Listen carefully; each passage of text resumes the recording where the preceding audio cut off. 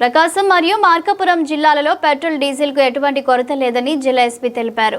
ప్రజలు, రైతులు, వాహనదారులు ఎవరూ ఆందోళన చెందాల్సిన అవసరం లేదని ఆయన స్పష్టం చేశారు. పెట్రోల్ బంకుల వద్ద క్యూ లైన్లలో ప్రజలు నిలబడుతున్నారనే సమాచారం నేపథ్యంలో చీమకుర్తి పట్టణంలోని జియో, హిందుస్థాన్ బంకులు, అలాగే ఒంగోలు మంగమూరు రోడ్డులోని నయారా భారత పెట్రోలియం బంకులను జిల్లా ఎస్పీ స్వయంగా తనిఖీ చేశారు. ఈ సందర్భంగా ఇంధనం నింపించుకునేందుకు వచ్చిన వాహనదారులతో మాట్లాడి జిల్లాలో ఎటువంటి కొరత లేదని, వదంతులను నమ్మవద్దని సూచించారు.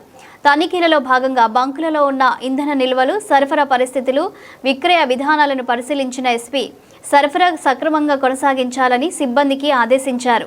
వినియోగదారులకు ఎటువంటి అంతరాయం లేకుండా ఇంధనం అందుబాటులో ఉంచాలని సూచించారు.